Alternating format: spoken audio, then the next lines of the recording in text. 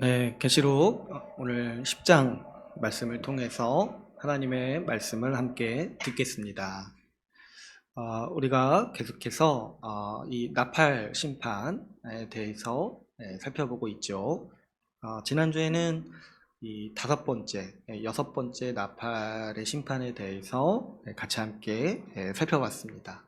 근데 이 다섯 번째와 여섯 번째 나팔 심판은 좀 특이한 점이 있었죠. 어떤 점에서 특이했냐니까 이 환상들은 특별히 이 사탄의 활동에 대해서 자세히 묘사하고 있는 것을 보게 됩니다. 그래서 이제 이거를 이제 구약을 잘 모르시는 분들이 읽으면은 이게 무슨 사탄이라는 말이 직접적으로 안 나오니까 그냥 이렇게 놓치고 지나가기가 쉬운데요. 우리가 지난주에 살펴봤듯이 그 1절 말씀을 보면은 9장 1절 말씀을 보면은 이 하늘에서 떨어진 별이라고 이렇게 묘사를 한다고 했어요. 이것이 이제 사탄을 부르는, 사탄이 패배했고 그 처지가 아예 패배해서 이제 땅에서 떨어져서 아무런 권세가 없는 그 사탄의 처지를 일컫는 이 성경의 어법이라고 우리가 지난 시간에 같이 나눴습니다. 사탄이 왜 하늘에서 떨어졌는가? 그가 패배했기 때문이죠. 그런데 언제 그가 그렇게 패배하고 하늘에서 땅에 떨어져가지고 아주 그 처지가 궁핍해지고 이렇게 권세가 꺾였는가 생각해 볼 때 우리는 분명히 예수 십자가 복음을 통해서 사탄이 패배했음을 분명히 알 수 있다라고 같이 나누었습니다. 우리가 지난주에 나눴던 것과 같이 이 예수 십자가 복음은 우리를 구원하셨다라는 이야기이기도 하지만 또 어떤 측면이 있다고 했어요? 사탄의 권세를 묶으셨다. 사탄의 나라를 무너뜨리셨다. 이런 승리의 의미로서 예수 십자가 복음을 이해할 수 있다라고 같이 나눴습니다. 왜 예수 십자가 복음이 사탄의 권세를 꺾으셨는가? 사탄이 하늘에서부터 땅에 떨어지도록 그 권세가 꺾이도록 만들었는가? 이 부분에 대해서도 제가 몇 번 말씀을 드렸죠. 여러분, 사탄의 권세라는 거는 죄와 관련이 있어요. 인간을 죄를 짓도록 만들어서 하나님을 떠나게 한 거예요. 우리 이제 창세기 말씀에서 사탄이 권세를 가진 때가 언제부터냐니까 아담이 하나님께 거역하고 사탄의 말을 들을 때부터 이 사탄은 그 하나님을 떠나 죄짓게 살게 만듦으로써 그 힘을 발휘하고 권세를 부렸던 거죠.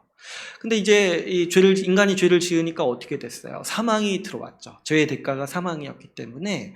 그래서 이 사탄의 권세를 다른 말로 우리가 부를 때 죄와 사망의 권세라고 부르는 거죠. 그런데 예수님께서 이 십자가에서 이 죄의 문제를 해결하신 거예요. 우리 대신에 이 죄의 대가를 치르심으로써 더 이상 사탄이 우리에게 사망의 권세를 주장할 수 없도록 만드신 거죠.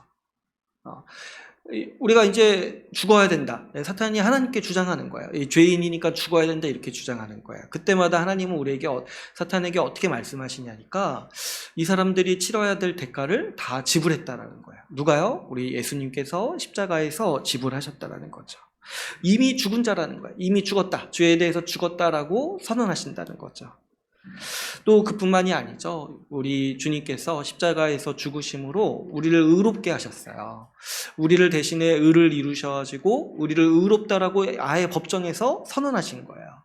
그러니까 사탄이 우리를 향해서 죄인이라고 참서하고 고발하고 주장할 수가 없어요. 이 사탄의 또 다른 이름이 이 디아블로거든요. 디아블로가 어떤 뜻이냐니까 많이 들어보셨죠? 유명하더라고요, 디아블로는. 근데 어떤 뜻이냐니까 고소하는 사람이라는 거예요. 참소하는 사람이라는 거예요. 그러니까 사탄이 어떤 면에서 힘을 가졌냐면은 하나님 앞에서 맨날 고자질하는 거예요. 고소하는 거예요. 이 사람 죄인이다. 죄를 지었다. 이 사람이 여름에 한 일을 내가 알고 있다. 이렇게 이제 고발하는 자라는 거예요. 근데 하나님이요, 예수 믿는 자에게 그런 고발을 들으실 때 어떻게 말씀하시냐니까, 괜찮아. 예수 그리스도의 의를 내가 그에게 주었다. 어떻게 예수님의 의가 완전하기 때문에 이 사람의 의도 완전하다. 이 사람은 이미 의인이라고 판정받은 사람이다라고 하나님은 선언하신다라는 거죠. 그러니까 사탄은 그 자신이 가지고 있는 모든 힘을 다 잃었어요. 죄를 짓도록 만드는 힘도 잃었고 그 유혹하는 힘도 사실 잃은 거예요. 우리 예수님께서 우리에게 의의 능력을 주시잖아요. 새 마음을 주셔가지고 죄와 싸우고 죄를 이기고 죄의 유혹과 싸우고 살아갈 수 있도록 매일같이 힘을 주시고 우리에게 의의 능력을 공급하신다고 했어요. 그러니까 이 사탄이 그 가지고 있던 모든 권세를 다 꺾인 거예요. 죄의 권세도 꺾였고 사망의 권세도 꺾였고 그 참소하고 미혹하는 권세도 꺾이는 거예요. 그러니까 사탄이 지금 하늘에서 땅에 떨어졌다라고 표현하는 그 이 이미지를 이해하셔야 돼요. 그만큼 사탄이 지금 아무것도 할 수 없다는 거죠. 특별히 교회에 대해서는 완전히 무력하다는 거예요. 어디 감히 사탄이 지금 예수님께 속한 이 예수님의 백성들, 예수님과 연합한 우리 교회에게 이렇게 죄인이라고 말할 수 있냐는 거예요. 참소할 수 있냐는 거예요. 그럴 수 없는 자라는 거죠. 그러므로 이 사탄은 지금 어떤 상태냐니까 힘을 완전히 다 잃고 땅에 떨어진 신세, 또 더 나아가서 이 무저갱의 저 지하 깊은 곳에 갇힌 신세라고 지금 오늘 말씀은 이 지난주에 나눴던 9장 말씀은 우리에게 이 환상을 통해서 그 실체를 보여주고 있는 거예요. 사탄이 우리한테 지금 이렇게 할 수 있는 것 중에 몇 가지 남은 게 이제 거짓말하는 게 있어요. 자기 힘이 센 것처럼 막 포장을 해요. 그러나 그런 거에 속지 마셔야 돼요. 우리가 분명히 알 때 이 사탄은 하늘에서 땅에 떨어진 존재. 얼마나 치명상을 입었겠습니까? 그 높은 데서 떨어져가지고. 그래서 지금 아무런 힘이 없는 존재라는 거죠. 그런데 우리가 이 9장 말씀을 살펴볼 때 사탄이 지금 모든 권세를 잃고 또 성경의 다른 본문에서는 묶여있다라고 또 표현해요. 묶여있다. 힘이 없으니까 묶여있다라고 이렇게 표현을 하는 거죠. 근데 그렇다고 해서 지금 사탄이 아무런 활동을 하는 게 아니라는 거예요. 아무런 활동을 하지 않는 게 아니라는 거죠. 예수님께서 지금 사탄이 제한적으로 활동하도록 허락하시는 시기라는 것에 대해서 우리가 지난주에 같이 말씀을 나눴어요. 그걸 이제 환상으로 표현할 때 이 무저갱의 열쇠를 주셨다 이렇게 표현한다고 했죠. 그러니까 이 무저갱이라는 거는 실제 있는 장소라기보다는 그냥 그 사탄과 그 악한 영들을 무력하게 만들었다. 그래서 그 있는 처소를 아주 궁핍하게 만들었다라는 이런 이제 상징을 나타내는 표현인 거죠. 근데 이제 무저갱의 열쇠를 주셨다는 게 뭐냐니까 그 자기를 따르던 그 악한 영들, 사탄을 따르던 악한 영들을 부릴 권세를 사탄에게 주셨다는 거죠. 그래서 이 사탄이 어떻게 한다고 했어요? 자기와 같이 이 무저갱에 갇힌 악한 영들을 사용해서 사람들을 괴롭히고 못 살게 군다라고 우리가 지난주에 같이 나눴습니다. 근데 여기에 또 상당한 제약이 걸려 있죠. 지금 하나님의 인침을 받은 백성들, 교회, 하나님의 백성들은 건드리지 못하도록 하나님이 제약을 두신 것입니다. 그런데 주님께서 이렇게 사탄의 활동을 일정 부분 허락하신 이유가 있다고 했어요. 뭐냐니까 이 사탄을 하나님의 심판의 도구로 사용하기 위해서였습니다. 하나님의 주권을 거부하고 이 사탄의 말을 듣는 사람들, 아담과 같이 하나님을 떠나서 이 사탄에게 종살이하는 사람들, 사탄의 말을 듣고 사탄에게 엎드리는 사람들에게 이 사탄의 통치 아래 살도록 내버려 두시는 일인 것이죠. 그러니까 지금 사탄이 어느 정도 이 힘을 갖는, 어느 정도 뭔가 활동을 하는 이유가 뭐냐니까 하나님이 허락하셨어요. 예수님이 허락하셨어요. 왜 허락하셨냐니까 이 예수님의 통치를 따르지 않는 이 세상을 심판하시기 위해서 일정 기간 동안 지금 허락하신 기간이 지금 바로 우리가 살고 있는 이 시기라는 거죠. 그래서 우리가 지난주에 잠깐 이 사탄의 통치 아래서 살아가는 이 모습에 대해서 같이 나눴어요. 이 사탄의 통치 아래서 살아가는 일이 큰 고통이고 고난입니다. 왜 그러냐니까 이 사탄이요, 자기를 따르는 사람들을 섬기고 돌보고 좀 잘되게 하는 존재가 아니라 자기를 따르는 사람들을 괴롭히는 존재라는 거예요. 얼마나 못됐습니까? 좀 우리가 이제 그냥 좀 이렇게 통 크게 생각을 해가지고 사탄도 자기를 따르는 자들 좀 잘해주고 복 주고 이렇게 하면은 사탄도 얼마나 힘이 있고 또 많이 또 숭배를 받겠습니까?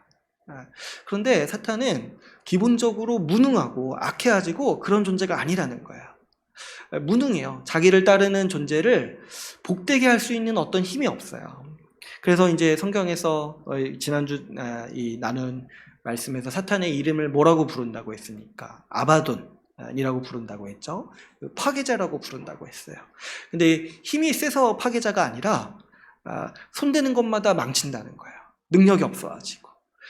우리 하나님은 창조주시라서 우리를 위해서 세상을 만드시고 우리를 위해서 복을 만드시고 그래서 우리에게 뭔가 이렇게 좋은 걸 만드셔서 우리에게 주시는데 사탄은 창조할 수 있는 능력이 없잖아요. 뭐만 있냐니까 이미 있는 좋은 것들을 파괴하는 힘만 있는 거예요.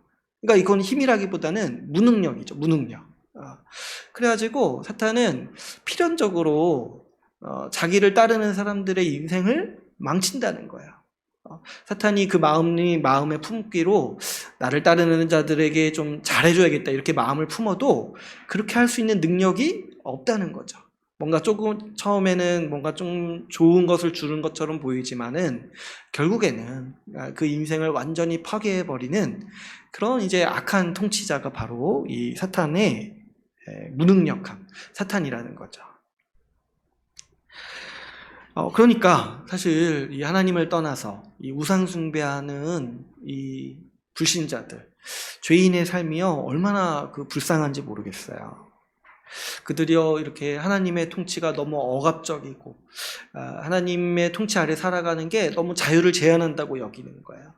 그래서 자기 마음대로 살고자 교회의 이 다스림도 거부하고 하나님의 말씀도 거부하고 자기 마음대로 살고자 이렇게 살아가는 건데 실상은 어때요?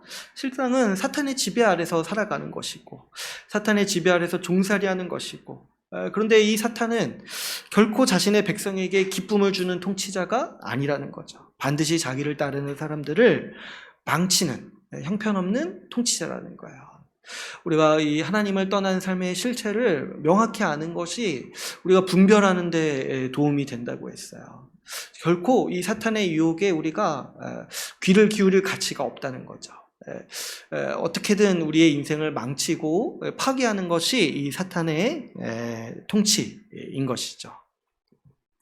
그런데 우리가 그 사탄의 통치를 따르는 사람들, 이 불신자들, 그리고 이렇게 아직 이렇게 신앙을 결단하지 못하고 이렇게 고민하는 사람들, 이런 사람들을 막연히 불쌍하다고만 할 수 없는 부분이 있다고 했어요. 왜 그러냐니까 그런 사람들에게는 하나님을 향한 깊은 원망과 이 완악함이 있는 거예요.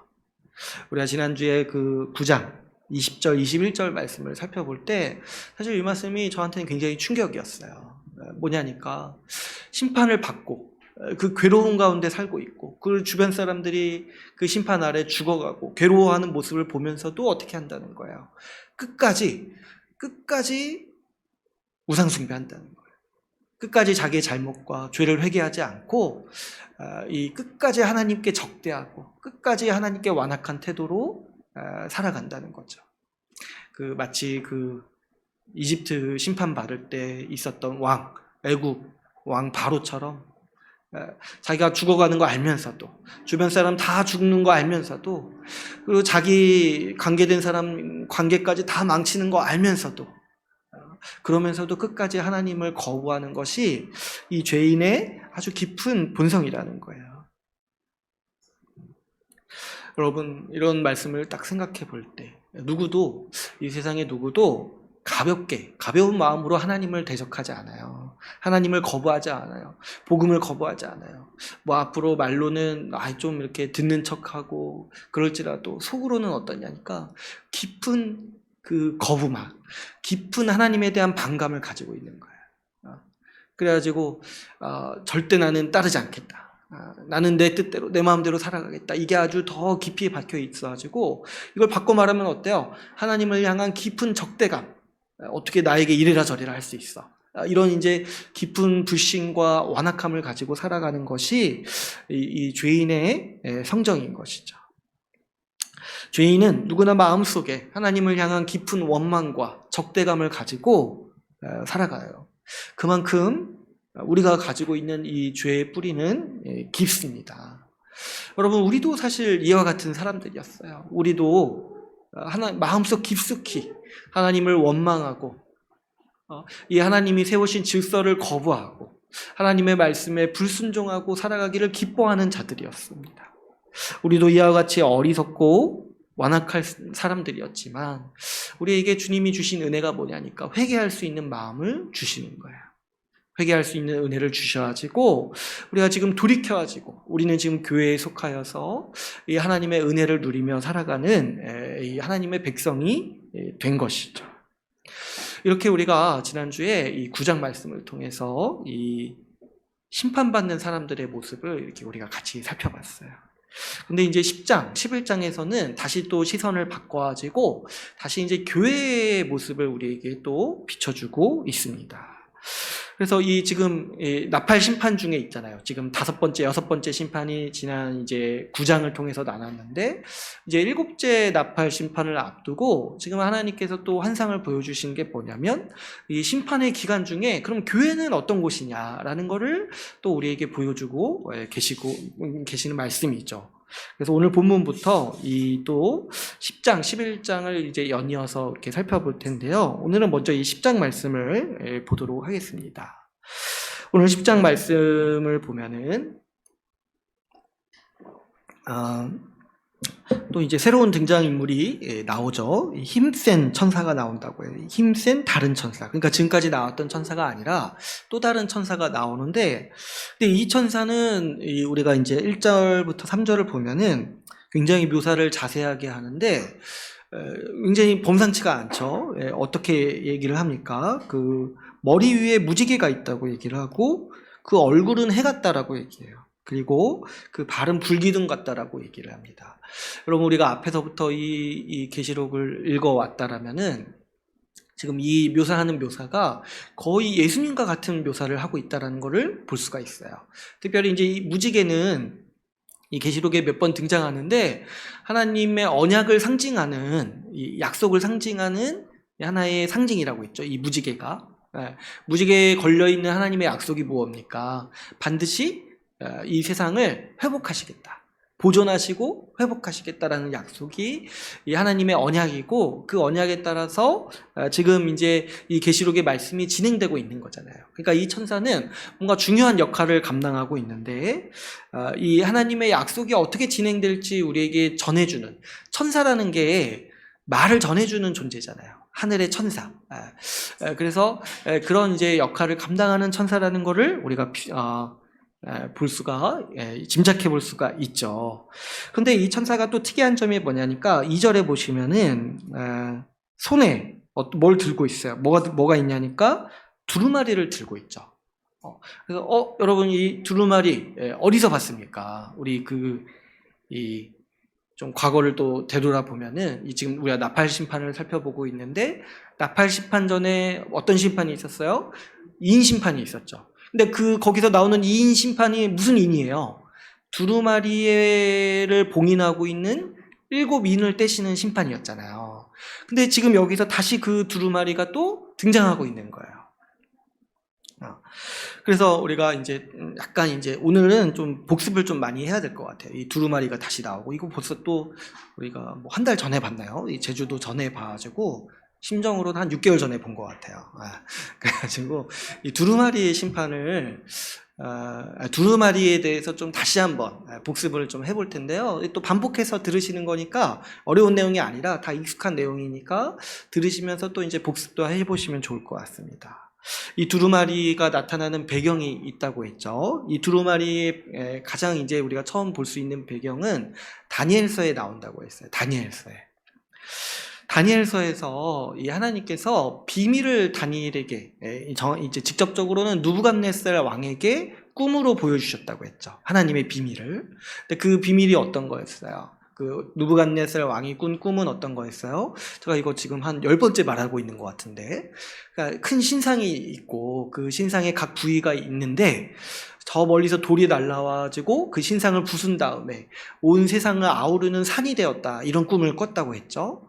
근데 이제 다니엘이 느부갓네살 왕에게 와서 그 꿈을 해석해 줄 때 이것은 하나님께서 앞으로 하실 일에 대한 비밀을 왕에게 보여주신 일이라고 얘기를 하면서 그 꿈을 해몽해 줬어요. 근데 그게 어떤 내용이었냐니까 세상에 많은 나라들이 앞으로 일어날 거라는 거예요. 그 신상의 머리가 느부갓네살 왕의 나라, 가장 강대한 제국인데 그 뒤로 이제 그보다 좀 못한 나라들이 일어나서 이 세상을 지배할 거라는 거죠.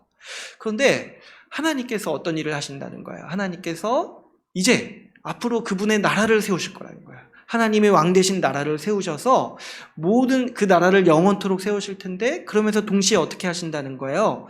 그 세상의 모든 나라들을 멸망시키실 거다. 이것이 하나님의 비밀이고 왜 비밀이냐니까 하나님만 알고 계시잖아요. 비밀인데 이것을 바꿔 말하면은 하나님의 계획이라는 거예요. 하나님의 계획. 그래서 이것을 이 다니엘서에서 이렇게 직접적으로 계시하시는 거죠. 그런데 사실 다니엘서를 우리가 보시면은 앞에 이제 그런 이야기들이 나오고 후반부에 이 하나님의 계획, 이 하나님의 비밀과 관련된 여러 신비한 이야기들이 굉장히 많이 나와요. 그래서 이렇게 가브리엘이 막 날라와가지고 다니엘과 대화를 하고 그 천사가 또 몇 가지 덧붙여서 예언을 하는데 굉장히 흥미로운 게 다니엘도 그걸 들으면서 무슨 말인지 못 알아들어요. 성경 쉬운데 어렵다고 이렇게 직접적으로 말하는 본문이 그 다니엘서 후반부 본문이에요. 그래가지고 그 천사를 통해서 하나님이 뭘 얘기하시냐니까 지금 들은 내용 이해하려고 애쓰지 말라는 거예요. 왜 그러냐니까 어차피 말해도 못 알아들어요. 왜 그러냐니까 여러분 그 당시에 예수님이 오셔서 교회를 세우시고 하나님 나라를 이렇게 실현시키시고 완성하실 거라는 얘기를 해봤자 누가 알아듣겠습니까? 우리는 지금 알아듣죠. 우리는 알아들어요. 근데 그때 당시의 사람들은 아직 하나님이 역사를 진행하신 초반기였기 때문에 그걸 말해도 못 알아듣는 거예요. 그래서 이게 다니엘도 너무 어려워하고 어차피 그 동시에 사람들에게 전해도 못 알아들으니까 하나님이 어떻게 말씀하시냐니까 무슨 말씀하신다고 했어요? 봉인해 놓으라고 했죠. 그 책 두루마리를 봉인해 놓고 간직하라고 말씀하시는 거예요. 그런데 이 두루마리가 지금 어디에 등장하는 거예요? 지금 바로 오늘 우리가 읽는 이 계시록 말씀에 딱 하나님이 들고 계시는 거예요. 봉인된 두루마리. 근데 자세히 보니까 7개로 봉인이 되어 있는 두루마리가 있다는 거죠. 그래서 이 두루마리가 펼쳐지는 것이 뭐냐니까 이 하나님의 이 다니엘에게 처음 계시하셨던 그 하나님 나라를 향한 계획이 실현되는 실현되는 것을 두루마리가 펼쳐지는 것으로 이렇게 이제 묘사를 하는데 지금 이제 아무도 이 두루마리를 펼치지 못하는 거예요. 근데 이제 누가 펼친다는 거예요? 예수님이 딱 그 두루마리를 취하시고 이 두루마리를 펼치신다. 바꿔 말하면은 하나님께서 세우신 하나님 나라의 계획, 이 땅에 하나님 나라를 완성하시려는 계획을 이제 이 예수 그리스도가 실천하고 계신다라는 것을 이 계시록에서 환상을 통해서 보여주고 있는 것이죠. 그래서 우리가 지금 이 환상들을 살펴보는데 심판의 환상들을 살펴보잖아요. 근데 이 심판이 왜 시작됐는가 우리가 기억을 되살려 보시면은 언제 시작됐어요? 두루마리의 봉인을 푸시면서 이 심판들이 시작됐죠. 이 심판의 환상이 계속 나오는 이유가 있다라고 제가 말씀을 드렸어요.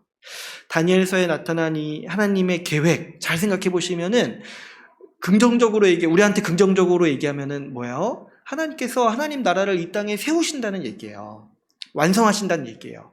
근데 또 이 다른 차원이 있는데 그게 뭐냐면 반대로 얘기하면은 세상의 편에서 얘기하면은 세상의 나라를 심판하시는 이야기라고 했어요. 그래서 그 왕이 꾼 꿈을 여러분 다시 한번 생각해 보시면 돌이 날라와서 나라를 세우는데 어떻게 하면서 세워요? 신상을 부서뜨리면서 세우죠.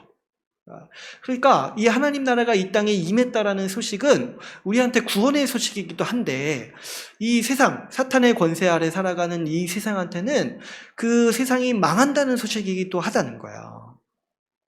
그래서 우리가 이제 계시록을 보면서 복음의 또 한 가지 차원을 살펴보는데 그게 뭐냐니까 이 세상 나라를 향한 심판의 소식이 바로 이 복음, 예수 십자가 복음, 하나님 나라를 향한 그분의 계획이라는 것이죠. 그래서 이걸 이해하셔야 돼요. 이 하나님의 계획, 이 세상의 천국을 완성하시는, 하나님 나라를 완성하시는 이 하나님의 계획은 바꿔 말하면 이 세상 나라, 사탄의 권세 아래 우상 숭배하던 나라들에 대한 심판이라는 거예요. 그래서 그 두루마리가 펼쳐지면서 봉인이 해제되면서 지금 심판의 이야기가 펼쳐지고 있고, 그 심판이 얼마나 완고하시고 또 진중하시고 그 크신지에 대해서 지금 인심판이 끝난 뒤에 나팔심판으로 또 보여주고 계시는 거예요. 그래서 지금 이 맥락을 잘 이해하고 계시록을 보시면은 이게 결국에 다니엘서에서 지금 못다한 얘기들을 지금 이제 이 계시록을 통해서 하고 계시는 거구나 하는 거를 우리가 이해할 수 있죠. 그래서 어쩐지 제가 보니까 예전에 그 약간 이제 딴 얘기인데 딴 얘기 네. 목사님들이 계시록 공부하시다가 자꾸 다니엘서 공부하시더라고요. 다니엘서. 저도 요즘에 다니엘서도 좀 해볼까 생각이 드는 거예요. 그러니까 다니엘서랑 굉장히 밀접하게 연관이 있어요. 이 계시록이. 그런데 지금 이 천사가 이 두루마리를 가지고 와서 하는 행동도 범상치가 않아요. 이제 5절, 7절을 보시면은 이렇게 얘기를 하죠. 이 두루마리를 지금 끼고 이렇게 가지고 와가지고 5절에 보시면은 이 천사가 어떻게 서 있어요? 지금 바다와 땅을 밟고 서 있다는 거예요. 이 세상에 지금 전 영역을 관할하면서 서 있다는 거예요. 근데 그러면서 어떻게 한다고 있어요? 이 5절에 보시면 하늘을 향해 오른손을 들었다는 거예요. 한 손에, 그러면 두루마리는 왼손에 이렇게 끼고 있겠죠. 두루마리를 이렇게 딱 들고, 오른손을 딱 들고 지금 어떻게 하냐니까 6절에 세세토록 살아계신 이 하나님의 이름 앞에서 맹세한다고 얘기해요. 하나님을 가리켜서 맹세한다고 얘기해요. 그 맹세의 내용이 뭐냐니까 그 6절 끝에 지체하지 않겠다라는 맹세를 한다는 거예요. 뭘 지체하지 않습니까? 이 7절 말씀에 7째 천사가 소리내는 날, 이거 아직 6번째 그 나팔까지 왔잖아요. 7째 나팔이 이렇게 울려 퍼지는 날에 하나님이 그 종 선지자들에게 전하신 복음과 같이 하나님의 그 비밀이 이루어지리라 하더라, 이렇게 말씀하시는 거죠. 이제 여러분, 우리가 이 계시록 말씀 앞에서부터 이렇게 차근차근 읽어왔으면은 지금 여기서 하는 말이 뭔지가 쉽게 이해가 가는 거예요. 여기 지금 하나님의 그 비밀이 뭐예요? 하나님의 그 비밀. 지금 두루마리에 써져 있는, 이 천사가 들고 있는 그 두루마리에 써져 있는, 그리고 다니엘에게 그 계시해 주셨던 그 하나님 나라를 완성하시려는 그 계획을 이제 언제 완전히 이루신다는 거예요. 그 7번째 천사가 나팔을 불 때.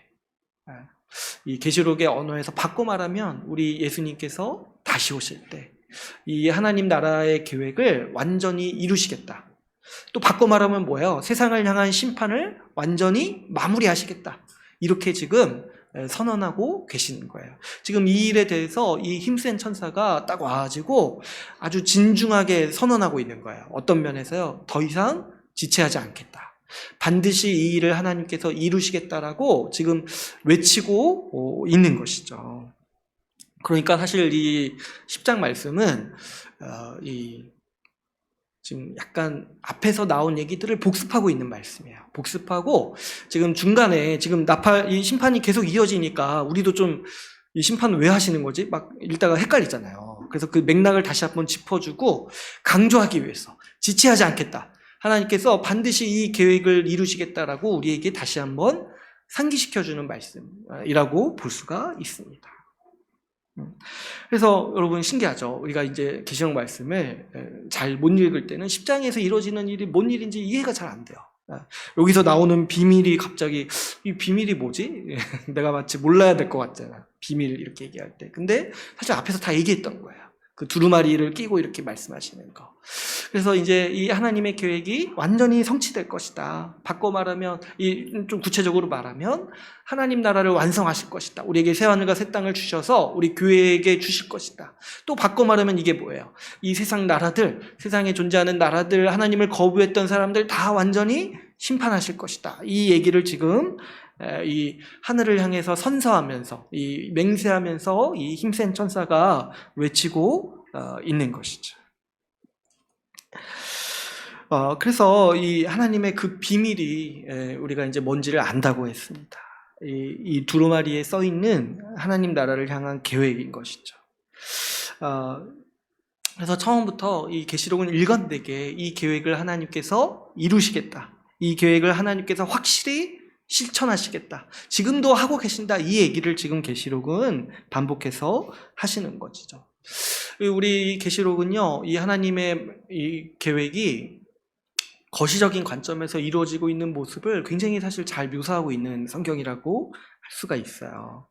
우리가 이 하나님의 계획, 하나님 나라를 세우시려는 그 하나님의 계획을 살펴보면요, 하나님이 이 계획을 얼마나 충실히 이행하셨는지를 볼 수가 있습니다.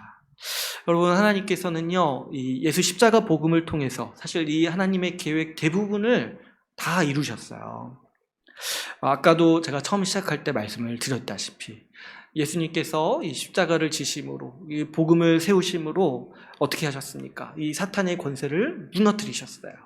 그래서 사탄의 종살이하던 그 죄인들을 빼내오셔가지고 자기 백성으로 삼으셨어요. 하나님 나라 백성으로 만드신 것이죠. 그래서 그분의 나라를 세우시는 게 이제 뭐냐니까 바로 교회인 거예요.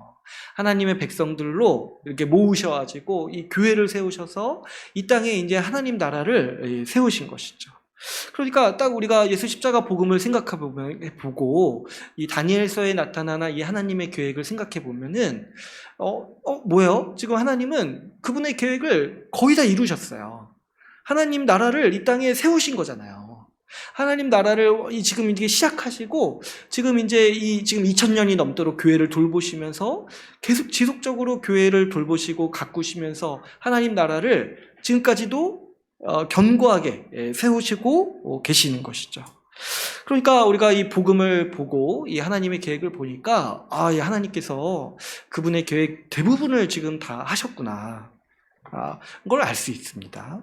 그런데 지금 계시록이 말하고 있는 것 중에 하나가 뭐냐면 이 아직 남아있는 하나님의 계획을 반드시 이루시겠다라고 지금 또 선언하고 계신다라는 거예요. 지금 뭐가 남은 거예요? 뭐가 남은 거예요? 지금 이 세상의 악에 대해서 완전한 심판이 남아있고 또 우리를 완전히 구원하시는 거, 우리에게 새하늘과 새 땅을 주셔서 우리에게 이 세상을 상속물로 주시는 거, 그래서 우리가 이 세상에 왕노릇하고 이 세상을 다스리는 자로 우리에게 하나님의 소유를 주시겠다고 하신 그 약속을 이루시는 일, 그래서 예수님이 다시 오셔서 그 일을 하시겠다고 하시는 그 일 딱 하나만 남아 있다라는 거예요. 그래서 이게 같이 이루어진다는 거죠. 우리를 완전히 구원하시는 거, 우리에게 새하늘과 새 땅을 주시고 우리가 이 세상을 상속물로 받도록 하시는 일과 이 계획을 완성하려는 일환으로 동시에 이 세상 나라를 향한 심판, 이것도 같이 이루어진다는 거예요. 이게 마치 뭐와 같냐니까, 여러분 제가 이제 출애굽 이야기를 많이 했잖아요. 이 이스라엘 백성들에게 하나님이 출애굽의 구원을 주시고 약속하신 게 뭐냐면은 가나안 땅을 주시겠다고 약속하셨어요. 가나안 땅을. 근데 그 가나안 땅을 주실 때 하나님이 어떤 일을 하셨냐면은 가나안에 살고 있는 가나안 민족들의 죄를 물으시고 그들의 악한 행동들을 정죄하시고 그들을 심판하셨어요. 그리고 그 가나안 땅을 이스라엘 백성에게 주신 거죠. 이것과 지금 우리에게 일어나고 있는 일이 똑같은 거예요. 하나님은 우리에게 이 세상을 주시겠다라고 약속하셨어요. 이 세상을 주시겠다. 새하늘과 새 땅으로 만들어서 이 세상을 주시겠다. 근데 지금 하나님이 하시는 일 중에 하나가 뭐냐니까, 지금 이 세상을 점령하고 있는 악한 세상, 악한 나라들, 악한 사람들 심판하시고 그리고 그 땅 완전히 회복하셔서 우리에게 주시겠다라고 약속하셨고 지금 하나님은 그 일을 진행하고 계시다라는 것이죠. 그래서 여러분, 우리 오랜만에 이 다니엘서에 나타난 예언 다시 한번 볼까요? 우리 다니엘서 2장 44절만 한번 읽어볼게요. 2장 44절.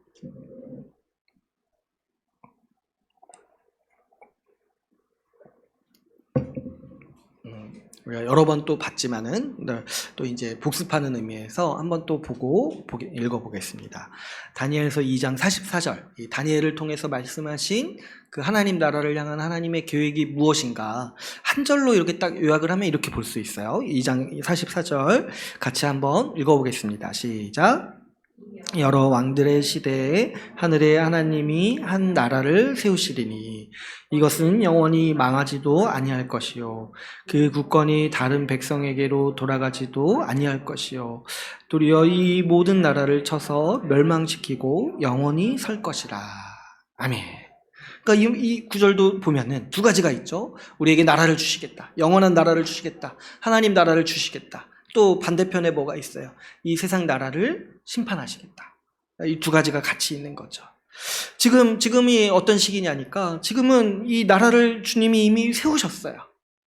한 나라를 세우시리니 이렇게 말씀하셨잖아요. 이것은 영원히 망하지도 아니할 것이며 진짜 보니까 교회는 망한다 여러 사람들이 얘기하는데 한 번도 망한 적이 없어요. 제가 말씀드렸죠? 교회가 망한다고 한 그 사람이 망했어요.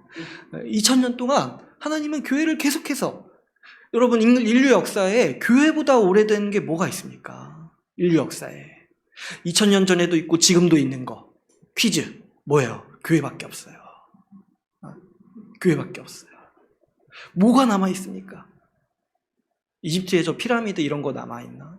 아무도 안 살잖아요. 뭐 아무도 없잖아요. 여전히 생명력을 가지고 있고 여전히 나라로서 하나님의 통치로서 기능을 발휘하고 있는 유일한 생명력을 가지고 있는 인류 역사의 유일한 나라 뭐냐니까 바로 교회라는 거예요. 2000년 넘게 세워진 제국이 이 세상에 어디 있습니까? 응? 뭐 이렇게 로마 얘기하지만 로마 망한 지 옛날이 몇천 년이 지났어요. 이렇게 세상에 유명했던 제국 진짜 이 말씀처럼 다 망했어요.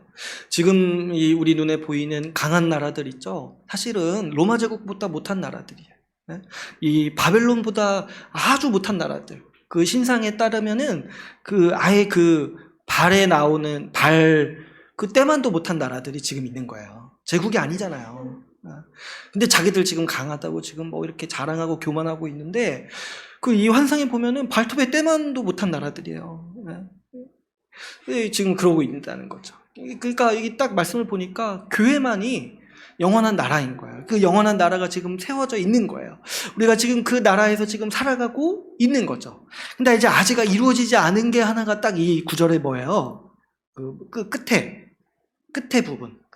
도리어 이 모든 나라를 쳐서 멸망시키고 영원히 설 것이라. 그러니까 앞으로 이제 벌어질 일이 뭐냐면 이 모든 나라를 멸망시키실 거라는 거. 완전히 심판하실 거라는 거죠. 지금 이 일을 계시록에서는 예수님 다시 오시는 날 7번째 천사가 나팔을 부는 날에 완전히 이루시겠다라고 지금 우리에게 가르쳐주고 있는 것이죠. 주님은 이 일을 지체하지 않고 행하신다. 반드시 행하신다라고 우리에게 강조하고 있습니다. 그래서 오늘 우리가 살펴보는 환상은 어떻게 보면은 앞에서 하신 말씀들, 이 주님의 확고한 뜻을 다시 정리하고 강조하는 말씀인 것이죠. 근데 특이하게 좀 추가되는 부분이 있어요. 그게 뭐냐니까 요한에게 이 두루마리를 주시는 거예요. 주신 다음에 어떻게 해요? 먹으라고 말씀하세요. 먹으라고. 이것도 이제 약간 생소한 모습일 수 있는데요. 이 구약의 그 배경에서 보면은 굉장히 익숙한 장면이에요. 우리 에스겔서 시간이 좀 괜찮을 것 같아요. 에스겔서를 한번 살펴볼까요? 에스겔서 2장 9절.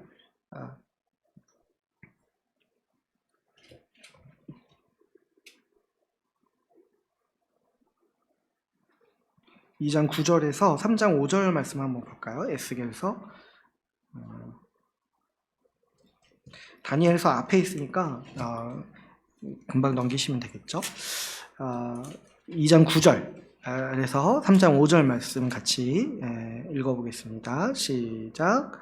내가 보니 보라 한 손이 나를 향하여 펴지고 보라 그 안에 두루마리 책이 있더라. 그가 그것을 내 앞에 펴시니 그 안팎에 글이 있는데 그 위에 애가와 애국과 재앙의 말이 기록되었더라. 또 그가 내게 이르되 인자야 너는 발견한 것을 먹으라. 너는 이 두루마리를 먹고 가서 이스라엘 족속에게 말하라 하시기로 내가 입을 벌리니 그가 그 두루마리를 내게 먹이시며 내게 이르시되 인자야 내게 주는 이 두루마리를 내 배에 넣으며 내 창자에 채우라 하시기에 내가 먹으니 그것이 내 입에서 달기가 꿀 같더라. 네, 여기까지 읽을게요. 비슷한 장면이죠. 그러니까 지금 요한이 에스겔서를 또 인용해서 이 비슷한 의미를, 계승된 의미를 우리에게 전달해주고 있는 거예요. 에스겔서에서도 두루마리가 나오죠. 근데 이 두루마리가 어떤 두루마리인지 우리 알고 있죠. 이 두루마리에 대해서 묘사할 때 재앙과 심판에 대한 말씀이라고 얘기를 하잖아요. 그러니까 지금 이 요한계시록에 등장하는 두루마리와 같은 이 두루마리인 거죠. 근데 이제 에스겔을 선지자로 부르시면서 하나님이 이 두루마리를 먹으라고 말씀하세요. 근데 이제 그 먹으라는 의미가 뭐냐니까 너가 이 말씀, 이 예언의 말씀을 너의 백성들에게 가서 전하라고 이 두루마리를 먹으라고 말씀하십니다. 그러니까 오늘 우리 본문에서 우리가 읽는 본문에서 하나님께서 이 요한에게 이 두루마리를 먹으라고 말씀하시는 거는 이 예언의 말씀을 이제 전하라는 거예요. 이제 전하라는 거예요. 그래서 오늘 본문의 11절을 보시면은 이렇게 돼 있죠. 그가 내게 말하기를 내가 많은 백성과 나라와 방언과 임금에게 다시 예언하여야 하리라. 그러니까 이제는 이 비밀이 다 밝혀졌어요. 이 하나님 나라를 세우시려는 하나님의 계획과 뜻이 다 밝혀졌어요. 예수 십자가 복음이 세워짐으로 말미암아서 이제 누구나 들으면 이 비밀을 이해할 수 있게 됐어요. 그래가지고 지금 이제 하나님께서는 요한에게 이 두루마리를 주시면서 이 예언의 말씀을 전하라라고 말씀하고 있는 것이죠. 그런데 이렇게 말씀을 하십니다. 이 9절, 10절에서 보시면은 입에서는 달고 배에서는 쓰다 이렇게 말씀을 하세요. 그래서 왜 입에서 달다고 얘기를 하냐니까 이 하나님의 계획을 들으면은 우리에게 소망이 되고 이 기쁨이 있죠. 결국에 우리를 위해서 이 세상을 심판하시고 우리를 위해서 이 새하늘과 새 땅을 주시겠다. 이 세상을 우리에게 주시겠다. 약속하시는 거잖아요. 그래서 그 말씀을 들을 때 기분이 좋고 그 말씀을 들을 때 소망이 되고 너무 기쁘니까 입에서는 달죠. 그런데 배에서는 씁니다. 왜 그러냐니까 이 하나님의 계획, 복음을 전하면은 반드시 박해가 있고 어려움이 있다는 거예요. 왜 그러냐니까 누가 싫어해요. 누가 싫어하겠습니까? 이 심판받는 나라들, 심판받는 사탄의 세력들이 싫어하는 거예요. 그리고 이 사탄의 세력에 종살이하고 그 사탄의 나라에서 살고 있는 사람들이 싫어하는 거예요. 왜 그러냐니까 결국에 자기들이 망한다는 소식이잖아요. 그래서 어떻게 하는 거예요? 박해하고 짓밟고 모욕하고 폄훼하고 그리고 아주 이렇게 무시한다는 거죠. 복음을. 그러니까 이 하나님의 계획 두루마리를 삼킨 자가 입에서는 달지만 배에서는 쓰다는 거예요. 아직 이 죄의 잔존 세력들, 악의 잔존 세력들, 사탄의 세력들이 여전히 이 하나님의 계획을 미워하고 모욕하고 또 조롱하기 때문인 것이죠. 마치 이것과 같죠. 우리가 복음을 들을 때 기쁘고 또 어떻습니까? 또 정말 소망이 되고 은혜가 되고 감사함이 있는데 또 어떤 측면이 있어요. 동시에 우리가 산상수훈 말씀을 통해 나눴듯이 좁은 길을 가는 그 고난의 측면이 있는 거잖아요. 그래서 여러분 이 하나님의 계획을 아는 자에게 이 두 가지가 동시에 있는 거예요. 기쁜데 현실을 살아갈 때 배가 아픈 거야. 왜 그러냐니까 이 악한 현실이 있고 이 죄의 현실이 여전히 살아있기 때문에 또 그들이 이 하나님의 계획을 싫어하고 복음을 싫어하기 때문에 우리가 이 현실에서 고난과 어려움을 겪는다는 것이죠. 이렇게 오늘 우리가 10장 말씀을 통해서 이 하나님의 계획을 다시 한번 또 자세히 한번 살펴봤는데요. 우리가 이렇게 지금 하나님께서 우리에게 보여주시는 게 뭐냐면 하나님의 계획을 아주 자세히 우리에게 말씀해 주시는 거예요. 하나님의 계획을. 하나님께서요, 우리 교회를 사랑하셔가지고 그분 마음속에 품은 생각들, 그리고 그분이 가지고 있는 앞으로의 계획들, 이런 걸 우리에게 알려주시는 거예요. 이게 얼마나 큰 하나님의 사랑인지 몰라요. 우리가 이제 막 조직생활 이런 거 하면은 보통 권위자들은 자기의 계획을 잘 안 알려줘요. 자꾸 숨겨요. 그게 자기가 이렇게 좀 뭔가 일 시키는데 좀 유리하다고 생각을 하나 봐요. 자꾸 자기는 뭔가 딴 생각이 있는데 아랫사람들, 자기 이제 부하한테는 안 알려줘요. 그래서 이제 밑에서는 답답하죠. 왜 도대체 이러냐? 왜 이런 거 시키냐? 큰 그림을 모르니까 답답하죠. 또 안 알려줘. 근데 우리 하나님은 그런 분이 아니라는 거예요. 우리 하나님은 앞으로 어떻게 하실 건지에 대해서 다 알려주신다는 거예요. 또 우리가 못 알아들을까봐 이렇게 요한을 또 불러가지고 긴 환상을 보게 하시면서 이거 받아서 먹어서 너희 백성들에게 알리라. 그래서 알아서 내 계획을 다 알리라. 이렇게 라고 말씀을 하시는 거예요. 하나님이 우리 교회를 얼마나 사랑하시는지 그 창세기에서도 보면은 그 아브라함에게 이렇게 말씀하시는 것 중에 하나가 내가 아브라함에게 무엇을 숨기겠냐 하면서 그 소돔과 고모라 심판하실 계획에 대해서 말씀해 주시죠. 아브라함을 친구같이 여기셔가지고. 근데요, 지금 그 지위에 우리가 있는 거예요. 우리 교회가 있는 거예요. 하나님께서 우리에게 숨기시는 게 없어요. 하나님의 비밀을 다 우리에게 밝히셨어요. 네? 얼마나 우리가 지금 존귀한 존재입니까? 하나님의 비밀을 알고 있어요. 이렇게 우리에게 알려주시는 거예요. 하나님 앞으로 어떤 일을 하실 건지에 대해서 지금 이 하나님이 해오신 일, 내가 지금 여기까지 해왔다. 그리고 앞으로 이렇게 일하실 것이다라는 거를 우리에게 지금 이 말씀을 통해서 우리에게 다시 한번 가르쳐주고 계시는 거죠. 우리에게 비밀을 알려주셨어요. 우리 주님께서 이 일을 하시기 위해서 또 얼마나 많이 일하셨는지 몰라요. 한번 생각해 보세요. 처음에 이 느부갓네살 왕에게 꿈으로 보이셨잖아요. 참 신기하지 않습니까? 우리가 지금 느부갓네살 왕의 꿈의 해몽을 지금 알고 있는 거예요. 그 고대의 그 왕의 처음에 하나님이 계시하신 게 아주 신비로운 방식으로 느부갓네살 왕의 꿈을 통해서 하나님의 계획을 계시하셨어요. 근데 그때도 사람들이 이걸 듣고 무슨 말인지 몰라요. 그런데 다니엘을 통해서 해석해 주시고, 근데 그 다니엘도 그 이야기의 전반적인 내용을 잘 몰라서 주님이 봉인시켜 놓으셨다가 지금 이제 요한에게 보여주시는 거예요. 요한에게 보여주시고 요한에게 이 말씀을 간직하고 전하라고 말씀하시고 그 요한의 말을 들은 교회가 지금 이 비밀, 하나님의 비밀 계획을 듣고 지금 이해하고 있는 거예요. 얼마나 지금 하나님이 우리가 이 하나님의 계획을 알도록 하시기 위해서 많은 일을 하셨는지 모르겠어요. 근데 참 이제 안타깝게도 우리가 지금 성경 읽으면서도 이게 무슨 말인지 모르겠다 이렇게 하고 있으면은 하나님이 답답해 하시는 거죠. 그러니까 우리가 얼마나 지금 말씀 읽으면서 주님이 이렇게 일하셨구나, 주님이 지금 앞으로 이 일을 하실 거구나 이렇게 이해하는 게 얼마나 큰 은혜인지 모르겠습니다. 얼마나 큰 은혜고 얼마나 복된 일인지 몰라요. 그래서 여러분, 우리가 얼마나 지금 많이 알고 있는지 생각해 보셔야 돼요. 얼마나 지금 깊은 지식을 가지고 있는지 생각해 보셔야 돼요. 지금 하나님 나라를 세우시려는 이 주님의 큰 계획 아래서 예수 십자가 복음이 우리에게 전해졌습니다. 그 복음을 통해서 우리를 하나님의 백성으로 삼으시는 한편 지금 사탄의 권세를 무력하게 하신 거예요. 하나님 나라의 현시로 교회를 세우셨어요. 그리고 주님 다시 오셔서 세상을 향한 심판과 우리의 구원을 완성하실 것입니다. 주님은 이 세상을 우리에게 주시기까지 지금 계속해서 일하고 계시고 그 약속을 완전히 실현하시겠다라고 말씀하시는 거예요. 지금 제가 말씀드린 이 이야기들 있잖아요. 이 복음이 이룬 일의 일, 교회의 의미, 주님께서 앞으로 다시 오셔서 하실 일들을 이해하고 있다라면요, 여러분들은 계시록 전체의 말씀을 지금 이해하고 있는 거예요. 이미 이해하고 있는 거예요. 하나님의 비밀을 이미 다 알고 있는 거예요. 이게 얼마나 대단한 지식인지 몰라요.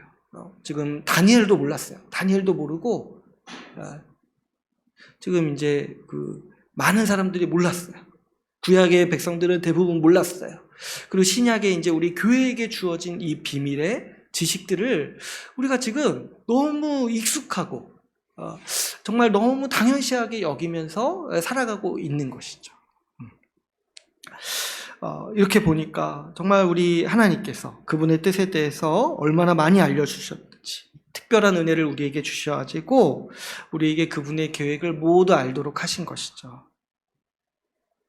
특별히 이 계시록 말씀을 또 살펴보다 보면은, 이 계시록 말씀은 저도 이제 요즘에 많이 묵상하는데, 이 하나님 나라의 계획을 좀 더 거시적인 관점에서 우리에게 잘 보여주고, 그 하나님의 보좌를 계속해서 비춰주면서 또 심판의 관점도 많이 우리에게 가르쳐주면서, 제가 또 계시록 말씀을 통해서 이 복음의 또 다른 측면을 많이 배우게 되는 것 같아요.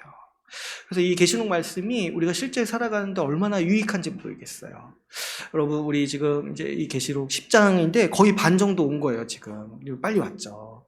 근데 이 계시록 말씀 꼭 여러분들이 간직하셨으면 좋겠어요. 지금 10장까지 왔는데 또 영상으로 감사하게 우리 또 자료를 남기고 있으니까 앞에 말씀 계속 반복해서 또 복습해 보면서 얼마나 신기합니까? 내가 그동안 계시록 말씀 잘 몰랐는데 이게 이미 내가 아는 이야기였구나. 이렇게 알아가는 게 얼마나 재밌고, 또 여기에 나오는 이 복음의 그 계시가 얼마나 또 우리한테 힘이 되고 또 믿음을 주는지 모르겠어요. 저도 기도할 때마다 자꾸 제가 의도하려고 안 하는데도 진짜 환상을 보는 것 같아요.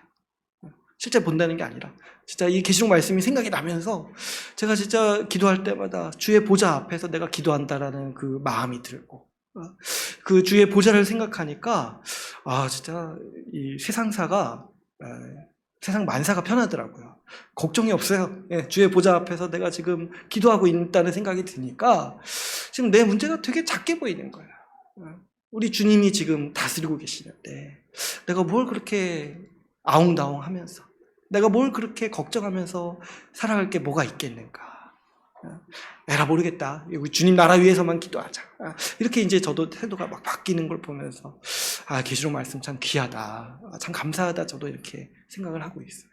여러분, 이 계시록 말씀 우리 복습하시고, 혹시 중간에 좀 놓치신 부분이 있다면은 다시 한번 이렇게 들으시면서, 계속 반복되니까 계속 듣다 보면은 굉장히 또 익숙해져요. 또 지금 이제 DBS 또 새로 시작하시는데, 여러분 그거 끝나면 그때쯤 또 우리 계시록도 끝날 테니까, 계시록 가시고 또 DBS 하면 또 어떻겠습니까? 요한계시록 가지고 DBS 하면 정말 약간 폼나는 것 같아요. 우리 요한계시록 지금 말씀 공부하는 교회다. 이런 거 폼나면 안 되는데 당연한 건데, 아무튼 얼마나 또 복되겠습니까? 이 계시록 말씀 우리 교회 성도분들 정말 한 분도 빠짐없이 다 이해하시고 붙들으셨으면 좋겠어요. 여러분, 이 계시록 말씀, 이 하나님의 계획을 아는 것이요, 우리에게 정말 큰 복이에요. 우리가 오늘 본문 말씀을 통해서 하나님께서 그분의 계획을 반드시 실행하시겠다라는 선언을 들었습니다. 그리고 우리는 그 계획이 무엇인지 이미 알고 있어요. 이렇게 우리 주님께서 우리에게 다시 한번 그분의 계획을 확신시켜 주시는 이유가 있습니다. 왜 그러냐니까, 우리에게 위로를 주시고 소망을 주시기 위해서 우리 주님께서는 내가 반드시 나의 계획을 이루시겠다라고 우리 앞에서 다시 한번 재확인시켜 주시는 거예요. 여러분, 우리가 이 하나님의 계획을 간절히 붙들고 있을 때, 그리고 이 하나님의 계획에 내 중심이 붙들려 있을 때, 우리는 큰 평안 가운데서 살아갈 수 있습니다. 왜 그러냐니까, 이 하나님의 계획이 우리가 세상사를 읽는 힘을 주기 때문이죠. 또 내 개인의 삶도 이해할 수 있는 그 힘을 줘요. 몇 가지 제가 예를 들어보면, 여러분, 우리가 뉴스를 이렇게 오고 가면서 접하잖아요. 근데 요즘에는 정보통신 기술이 발달돼 있다 보니까 세상에서 일어나는 모든 일을 다 접해요. 그래서 옛날에는 몰랐던 저기 이렇게 유럽에서 일어나는 자연재해라든가, 저기 멀리서 일어나는 전쟁이라든가, 이런 것들을 현대인들은 수시로 접하죠. 세상에서 일어나는 전쟁과 자연재해와 기근과 여러 가지 재앙들을 수시로 접하는 거예요. 그럴 때 우리 현대인들이요, 우울할 수밖에 없는 게 뭐냐니까, 이런 재난과 재앙의 소식들, 전 지구촌에서 벌어지는 재앙과 재난의 소식들을 들으면서 살아가니까 당연히 우울할 수밖에 없어요. 현대인들에게 이 무의식적으로 있는 그 마음 중에 하나가 뭐냐면, 이 세상이 망할 것 같다라는 불안감이 모두에게 있는 거예요. 믿음이 없는 사람들이 그런 소식을 접하면은 얼마나 우울하겠습니까, 여러분? 얼마나 우울하겠어요. 또 마침 제가 이렇게 의도해서 계시록 말씀 시작한 것도 아닌데 요즘 벌어지는 일들이 진짜 계시록에 나오는 그 사건들이 너무 많이 나오고 있어요. 최근 벌어지는 그런 심각한 위기들, 기후 위기라든가 전쟁 소식이라든가 경제적 위기들을 들을 때 그 얼마나 이 믿음이 없는 사람들이 들을 때 얼마나 우울하겠습니까? 그들 무의식 가운데 뭐가 자리 잡고 있냐니까 이 세상이 망할 것 같다는 거예요. 기후 위기 이야기하는 그 과학자들이나 그 활동가들 이야기를 들어보면은 그분들도 굉장히 자조적이에요. 뭐라고 얘기하냐니까 벌써 망했다고 얘기해요. 돌이킬 수 없다는 거예요. 돌이킬 수 없다. 이미 늦었다는 거예요. 그러니까 그런 얘기를 계속 듣고 있으면 앞으로 몇 년 안 남았구나 이런 생각이 들고 참 염세적인 생각이 계속해서 들 수밖에 없는 것이죠. 전쟁 소식이나 경제적 위기, 요즘에 보시면 미국 그 주가도 3분의 1가량이 날아갔다고 하죠. 일본도 보면은 지금 경제가 망해가지고 회복할 기미가 없대요. 그러니까 그런 소식과 그런 이야기들을 이제 계속 들으면 얼마나 낙담이 됩니까? 제가 어제 그저께인가 기사 본 것도 그 노후연금 그 이렇게 맡겨놨는데 마이너스 7%예요. 지금 세계 경제가 지금 다 휘청이고 있어가지고. 그러니까 내 노후를 거기다 내가 맡겨놓고 살았는데 지금 그 자산이 다 깎여가고 있다는 거예요. 그러니까 얼마나 미래가 암울하고 소망이 없으니까. 어떻게 그 우울해가지고 어떻게 하겠습니까? 맨날 할 수 있는 게 술 먹고 제정신을 잃는 것밖에 할 수가 없죠. 그러니까 이런 소식들을 들을 때마다 우리는 이 세상이 진짜 불안하다. 응? 이 세상이 진짜 망할 것 같구나. 그래가지고 맨날 영화 보면은 세상 망하는 이야기만 나오죠. 그래가지고 어떤 초월적인 그 영웅들이 나와서 구해주지 않으면 이 세상은 유지할 수가 없는 거예요. 그래도 사람들은 그런 이야기를 좋아하죠. 그러니까 무의식 중에 이 세상은 망할 것 같은데 정말 저 초월자가 없이는 이 세상이 유지될 수 없다라는 그런 무의식들을 다 가지고 살아가는 거죠. 최근에도 제가 뉴스를 보니까 굉장히 화가 나고 걱정되는 뉴스들이 있어요. 최근에 이 국제 정세가 심각하게 전개되고 있다고 하죠. 미국이랑 중국이 맨날 치고받고 싸우는데 그동안은 경제적으로 좀 미국이 중국을 압박하려고 했다라면은 이제는 이제 미국이 군사력을 앞세워서 중국을 이제 압박하려고 한다는 거예요. 근데 이제 사실 미국이 중국보다 압도적으로 강하지 않잖아요. 그죠? 둘이 싸우면 둘 다 망하잖아요. 그래가지고 미국이 어떻게 하려고 하냐니까 동맹들을 만들어가지고 중국을 군사적으로 압박하려고 한다는 거예요. 근데 여기에 이제 일본도 동조를 하고 있어가지고 일본도 지금 자기네 경제가 죽어가고 있으니까 어떻게든 전쟁 특수로 먹고 살려고 군비를 증강하고 있다는 거예요. 여러분 일본이 진짜 웃긴 게 뭐 이렇게 자기들 지금 경제가 추락해 가고 GDP도 하락해 가고 지금 우리나라보다 사정이 안 좋은데도 매년 군비를 늘리고 있다는 거예요. 뭘 생각하냐면 옛날에 6.25 때처럼 어디 한 군데 전쟁이 나서 우리가 참전하면은 우리가 그때 경제적으로 부흥했기 때문에 이익을 볼 거라고 생각을 한다는 거예요. 그래가지고 군비를 증강하고 미국과 편먹고 어떻게든 중국을 압박해서 전쟁의 기운을 만들려고 지금 미국과 일본이 노력을 하고 있다는 거죠. 또 어떻게 해요? 여러 동맹국들을 포섭해가지고 같이 전쟁을 일으키자. 같이 군사력으로 어떻게 위력을 발휘하자. 그래서 중국이랑 러시아를 어떻게든 압박하자. 이렇게 이제 모사를 하고 있다는 거죠. 근데 이제 여기에 주 타켓이 되는 게 이제 우리나라의 대한민국인 거죠. 이 중국과 러시아를 노골적으로 군사적으로 겨냥하는 이 동맹 관계를 구축해서 힘으로 굴복시키려 하는데 우리 한국도 같이 하자 이렇게 지금 얘기하고 있는 게 요즘 이제 국제 정세라는 거죠. 이런 소식을 들으면 이제 너무 화가 나는 거예요. 여러분 한번 생각해 보세요. 미국과 일본이 동맹을 맺고 여러 나라들과 동맹을 맺고 중국을 압박하면은 전선이 어디서 형성되겠습니까? 바로 한반도잖아요. 한반도가 전쟁터가 되는 거야. 그러니까 미국과 일본이 자기 살자고 지금 한국 너네가 좀 손해봐 이렇게 지금 얘기를 하고 있는 거죠. 게다가 어떻습니까? 한국은 중국과 러시아랑 척질 수가 없어요. 경제적으로 너무 밀접한 관계를 맺고 있으니까. 중국에 수출해서 먹고 살고 있고 러시아에서 수입해가지고 물건 만들어서 먹고 살고 있어요.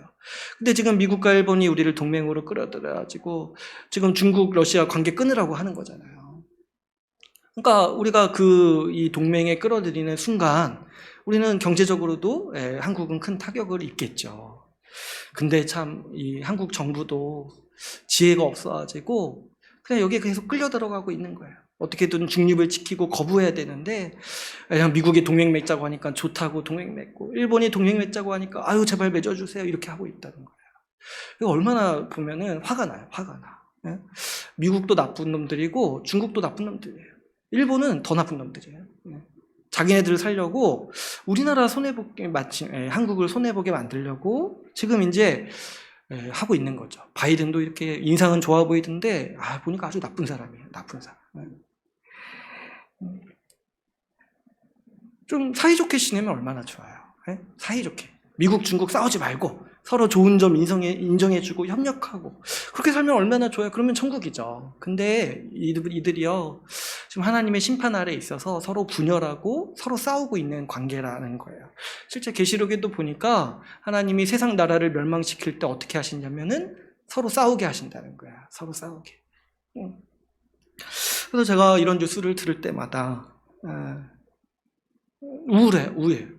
너무 우울해요. 진짜 너무 억울하다. 아니 미국과 중국 지들끼리 싸우지 왜 한국 껴가지고 지금 그 전쟁의 여파로 우리가 고유가 시대를 살고 있고 이 물가가 아주 치명적으로 높아지고 있죠. 미국은 더 심각하대요. 뭐 보니까 외식 한번 할 때 10만 원씩 쓴다고 하더라고요. 물가가 너무 올라가지고. 그러니까 얼마나 피해를 많이 보고 있습니까? 또 우리 사회에 또 가난한 자들은 또 얼마나 앞으로 피해를 많이 겪겠습니까? 예전 같았으면 진짜 우울했을 것 같아요. 해결책이 안 보이죠. 중국도 바뀔 기미가 안 보이고 미국도 바뀔 기미가 안 보이고 일본은 야비하고 한국도 이 위기를 돌파할 지혜가 없습니다. 그런데 제가 요즘에 그럼에도 불구하고 참 우울하지 않은 이유가 뭐냐니까 이 계시록 말씀을 보니까 세상에서 일어나는 이러한 소식들이 결국에 뭐냐니까 세상 나라들을 심판하시고 망하게 하시는 우리 주님의 뜻이라는 거예요. 이 일들이요 결국에 벌어질 일들인데 이것이 뭐 하나님이 손 놓고 계셔서 벌어지는 일들이 아니라 하나님이 지금 이 세상을 심판하시는 이러한 가운데서 벌어지는 일들이라는 거죠. 하나님의 통치를 거부하고 스스로 패권 국가가 되려고 하는 미국도 그래서 망할 거예요. 저 중국도 망할 거예요. 지금 주님께서 반드시 그 죄를 물을 거예요. 지금 보세요. 미국도 경제 위기 거의 앞에 다다랐다고 얘기를 하죠. 미국 국민들도 얼마나 고통스러워 하는지 몰라요. 그 기름값이 오르고 물가가 올라가지고 아주 괴로워하고 있죠. 그래서 바이든도 임기가 끝날 거래요. 너무 인기가 없어가지고. 근데 이제 문제는 바이든 뒤에 트럼프. 또 이게 뭐 대단한 사람이 아니에요. 그러니까 미국도 결국에 망할 거예요. 보니까. 아무래요. 중국도 뭐 시진핑이 얼마 전에 뭐 자기가 새로운 세상 만들었다 이렇게 선언했다고 하는데 아주 웃기죠. 중국의 빈민층이 어떻게 살고 있는지 그 2인자가 그 얘기를 했다고 하죠. 그래가지고 우리나라 극빈층이 얼마나 불쌍한 처지에 있는지 모른다고.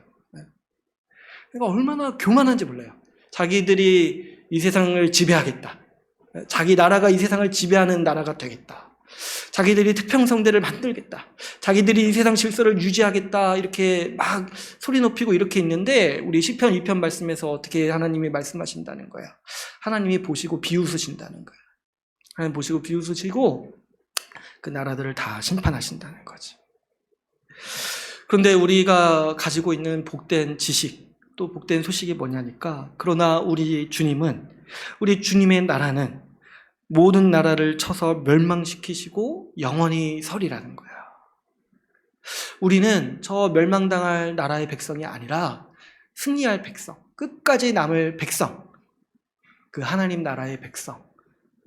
우리 교회 이름 잘 지은 것 같아요. 주의 나라 성도라는 거예요.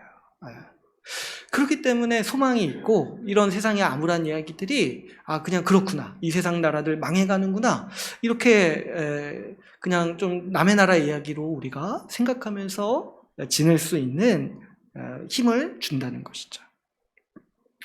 우리가 승리하는 나라의 백성으로 교회에 속해 있는 것이 얼마나 안심이 되고 위안이 되는지 모릅니다. 여러분, 우리가 세상에서 잠깐 고난을 겪고 어려움을 겪을 수 있어요. 때로는 이 세상의 악한 구조 때문에, 세상의 악 때문에 큰 어려움을 겪을 수도 있습니다. 그럼에도 우리가 위안을 얻고 소망을 얻을 수 있는 이유는 주님께서 우리에게 좋은 세상을 주시겠다라고 약속하셨기 때문이죠.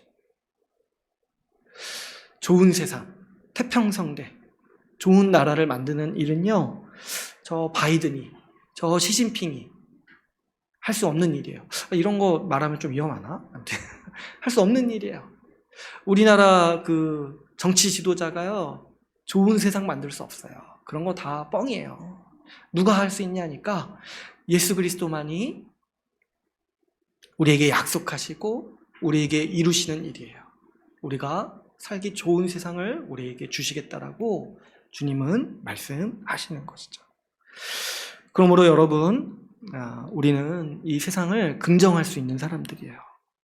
세상의 큰 악을 보고 또 때로는 개인적으로 고난과 또 불의한 일을 당하고 어려움을 겪을지라도 우리 안에 있는 확신이 뭐냐니까 하나님의 계획이 반드시 이루어진다는 거예요.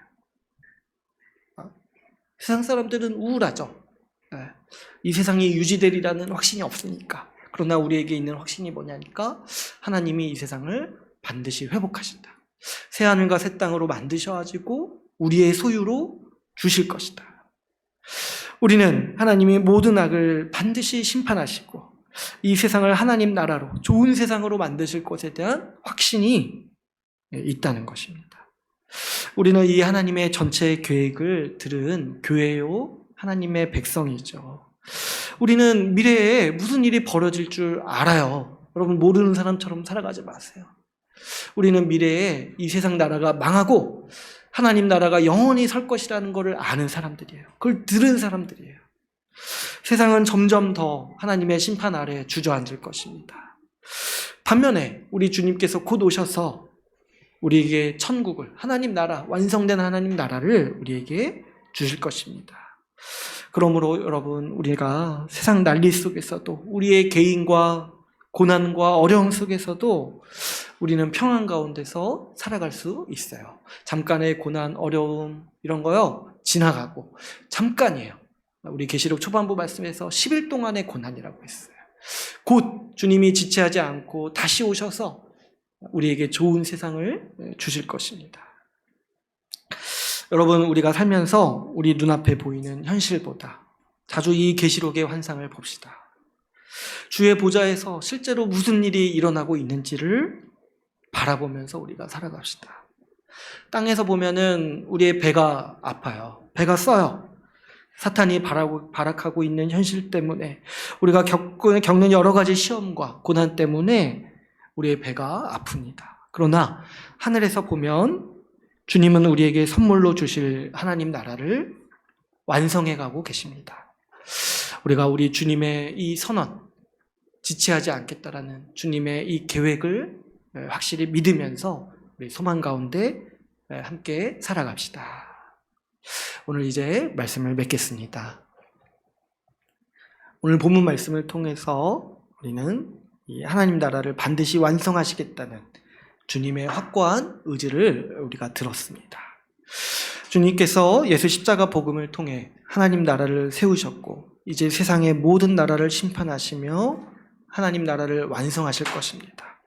그러니까 두 가지가 있는 거예요. 세상 나라는 반드시 망할 거예요. 대한민국도 마찬가지예요. 대한민국도 하나님의 심판 아래에 있어요. 그러나 우리 주님은 세상을 회복하셔서 우리에게 주실 것입니다. 이 하나님의 비밀을 간직하셔서 담대하게 예수님께서 다스리시는 세상을 살아가는 우리 주의 나라 교회가 되기를 소망합니다. 오늘 말씀을 마치고 같이 기도하는 시간을 갖도록 하겠습니다.